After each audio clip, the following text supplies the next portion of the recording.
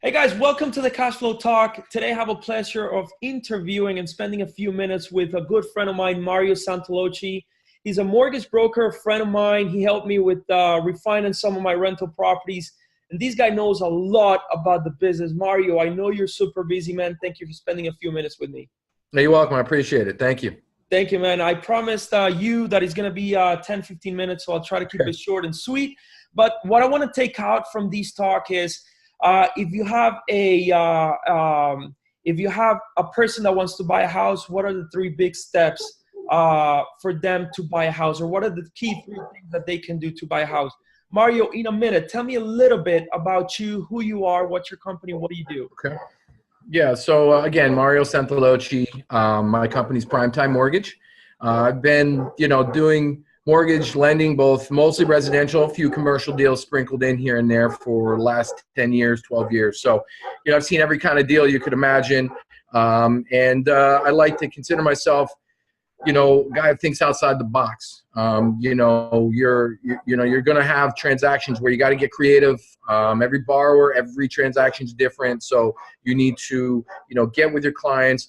Most of my clientele are real estate agents or investors like yourself. I'm not the guy sitting at the bank and taking orders. So, we're going to deal with a more personal contact with these people. But, I like what I do. There's no better feeling in the world than seeing someone get the keys to their home, be it their first time buying a house or their first investment or their fifth home. It's always a good feeling. So that keeps me moving, even in tougher times where the market isn't so good.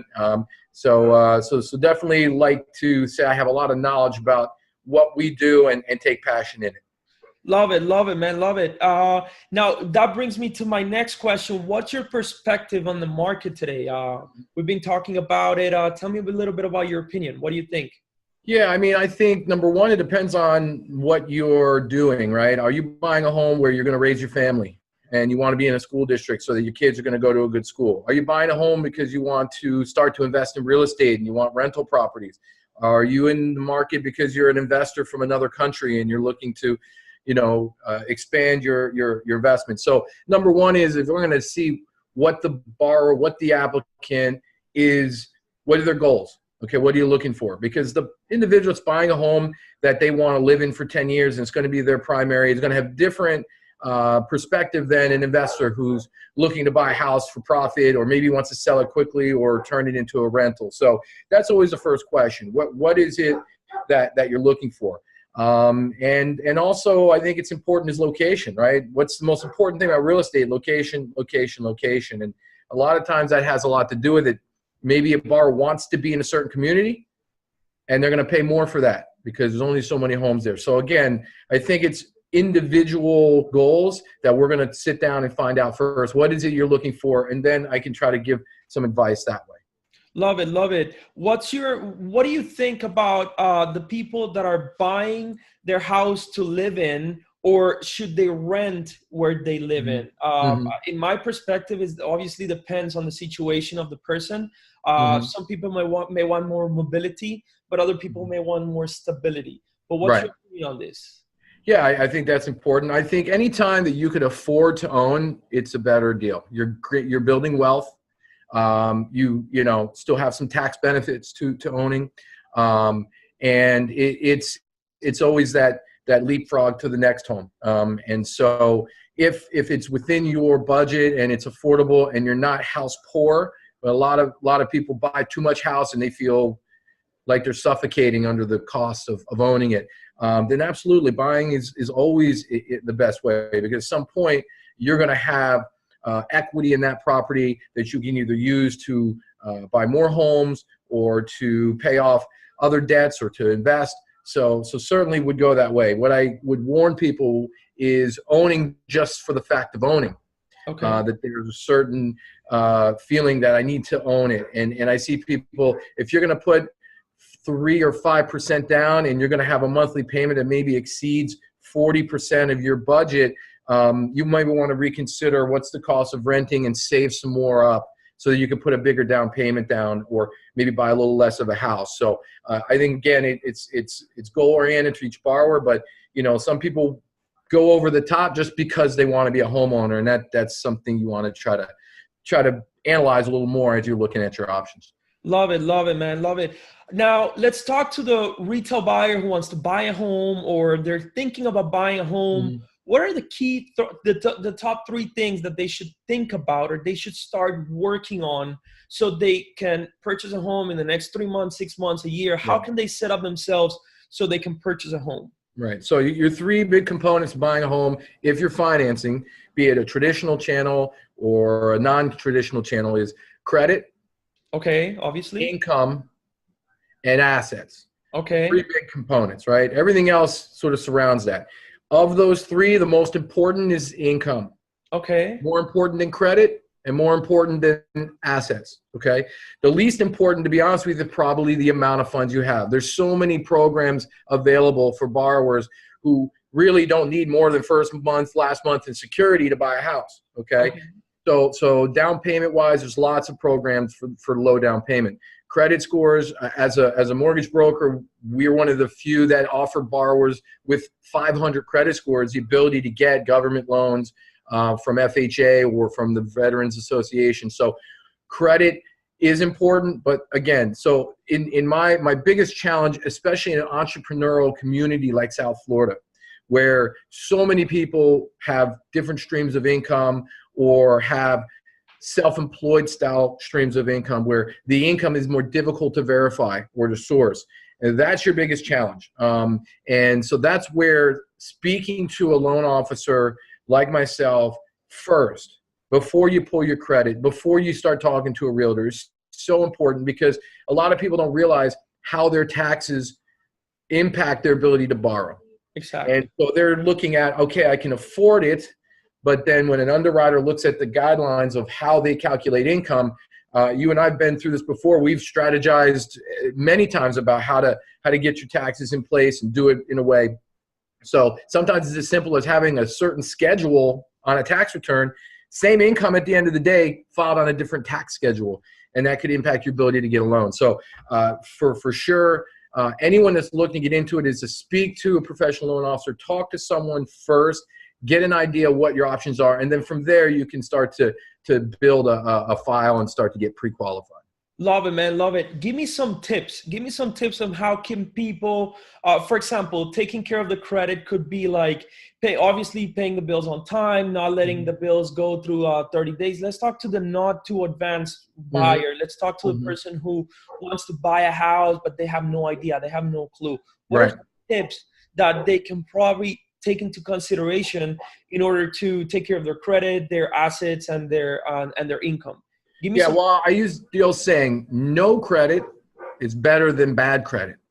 Okay. So there's a misconception out there that you have to have a credit score to buy a home, and that's not true. I actually have a better chance getting someone qualified with no credit score whatsoever than someone who has a 580 score with some late payments or had some things went bad. Okay. So what I would say first is someone who's completely novice and maybe has never opened credit, have maybe moved to this country and now is a permanent resident or getting their citizenship and hasn't had a chance to open credit. You can use alternative credit references. Have you paid your rent on time? Do you have car insurance? Do you pay child care? Do you pay for a cell phone? If you can prove timely payments of these alternative types, they are just as acceptable to a underwriter or to a bank to qualify. Now, for those who have credit, it's a proper use of debt. There's been a lot of changes to how credit scores are now analyzed by the credit bureaus. There's all kinds of algorithms they use, but now they're looking at borrowers who take out debt and pay it off in full every month, much better than someone who takes out debt and makes a minimum payment every month. Okay. So sometimes I tell people, look at what your credit is. Okay. And what are the debts? If you have a debt's got a high balance, snowball that one, pay it down. And as I was saying earlier, some of those people may be buried in debt. It might be better to rent another year, focus on how do I pay down my debt? How do I work on things and try to make that work? So ultimately, I always tell people, don't just go open a credit card because you want to buy a house. That may not be the answer. Yeah. Again, speak to someone who can give you that professional advice and say, you know, I've never had a credit report. Maybe they have a parent or a sibling who has a credit card. It can be added as an authorized user. It's a quick way to establish and get credit on your thing without opening your own. So again, a couple of things there, but credit's important to know what's reporting. And so many free credit report sites up there to kind of see what's actually reporting to your Love it, man, love it. Thank you so much. Now let's talk about you being a business owner. You were in a bank as a loan officer when I first met you, right? Mm-hmm. You were working with in a big bank, big corporation, mm-hmm. and you started going to you ventured off to yourself. You know, you mm-hmm. started your own business. What has mm-hmm. been that transition for you?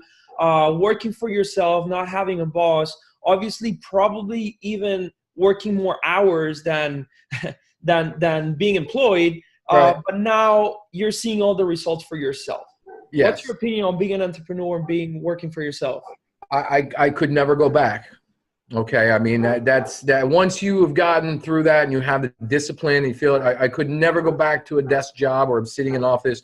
Like you said, even though I may work more now, I love the freedom. I love the hustle. I'm disciplined enough where, I mean, you can see I got my CNBC on. I'm here at the house. I can step out to the pool and fish off the dock out here. I mean, there's days when I'm going to be at home and I can work. My daughter's at home today with no school for voting, so I have that ability to not have to, you know, put her in daycare, whatever it might be. So, but at the same time, I do have a nice office, and I go in the office and I can be with clients. For me, the transition was really just getting through the point where as a self-employed person, you should always have reserves. And that's been my savior, where I'm not every month worried about, okay, you can't be stressed about a deal closing or not to pay your bills. Okay. And that's a main mentality. I see the difference between someone who works and gets a W-2 and sits in an office. That check is almost assumed, right? You're going to get it every 2 weeks. Yeah. That's not the case in our world. Exactly. And a month without making any money, you may lose money. Absolutely. But as long as I have a certain amount of money in reserves that are there and accessible if I need to, allows me to breathe, allows me to continue to do my job without being stressed out, without putting pressure on our clients to close or to take advantage. I mean, there may be deals I have to do at a lower revenue to make the deal happen. Okay, and I don't ever have a problem doing that. I always say that, you know, 100%, or I always say 50% of something is better than 100% of nothing. And so I use that mentality a lot. And if I didn't have that security, I would be less inclined to be able to do that. You know, so. But yeah, it's a discipline. I mean, you know that, and getting out there and, you know, and getting the word out about what you do, and you're good at what you do. But yeah, it's been great. And I'll never go back, my friend. Love it, man. Love it. Love it.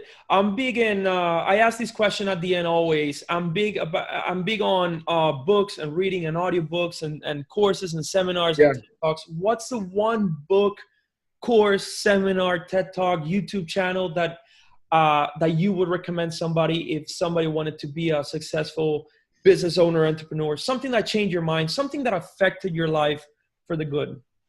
You know what? One of my favorite authors in a book I've read twice now, which I think adds a different perspective to success, and that's Malcolm Gladwell, a book called The Outliers. Okay. And it talks about how some of the most successful people, you know, there's this common misconception that it takes hard work and blood and sweat and you got to bust your butt and this and that. And sometimes it's not the case. Sometimes you're just in the right place at the right time. You did something you're passionate about.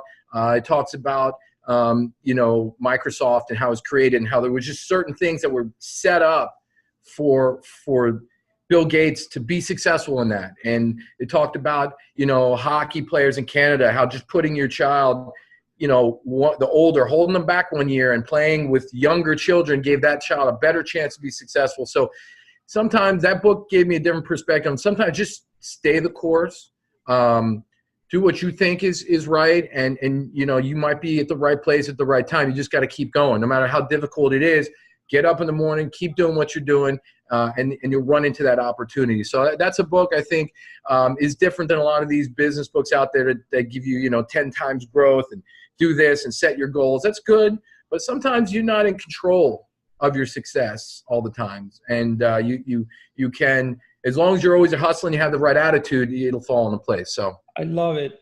I love it, bro. Before we get to the fun round, which is I have 5 or 6 questions that I want to ask you, and I get like a 1-sentence answer for that.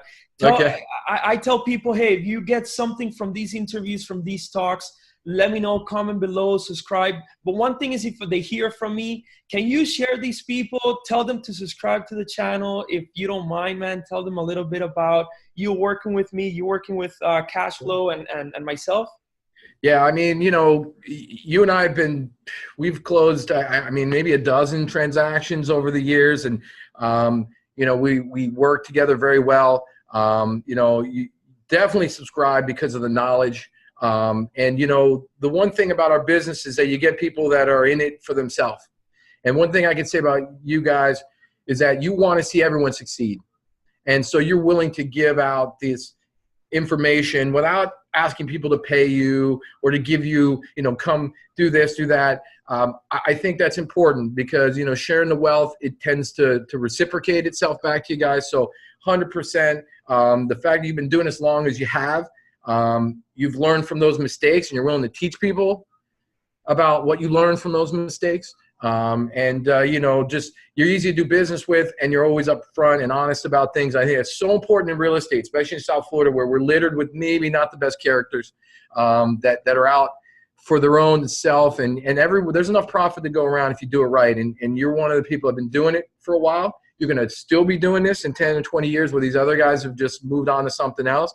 And I think that's because of how you do things, and everyone should be involved in this and get some feedback from you guys. So I appreciate it. And talking to you and doing this, you know. I appreciate it. I appreciate it, brother. So you heard it from him. Subscribe below if you like these information.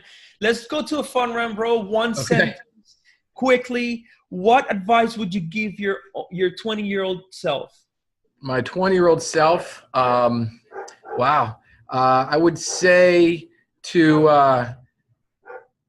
I don't know, maybe to pay attention to school a little bit more back then. I don't know. I think that when I look back now, I'm like, man, that was really easy. I could have done a lot better, but I had fun. But yeah, I think I did well. But I was like, man, I could have really applied myself a little better. But at 20, you know, you're trying to have fun. Awesome, love it. Who was your idol when you were a kid? I would say Pele. Pele, why? Soccer? I know you're a big soccer lover. Yeah, well, you know, I think that he was a transitional, iconoclastic type of character who was very selfless, who, you know, transitioned to, you know, soccer in this country, which he's still trying to pick up. And just how he presented himself and watching him be so successful but so humble was really inspiring for me as a kid growing up and playing soccer. Love it, man. I know it's a quick questions, but I wanna stop here right now and to tell you a quick story about my dad, man. My dad, we're from Medellin, Colombia. Obviously, you know about that. And in the Copa Libertadores, which is the South American Cups for the champions, Santos de Brazil was playing Nacional for my country. We were the champions in Colombia at that moment. My dad was losing. He was going to miss the year in school. And my dad used to work with his future brother-in-law, and he told him that if he passes that exam and if he passes all the classes, he would pay my dad to go to the stadium to see Pele. It was 1 week left to finish the semester.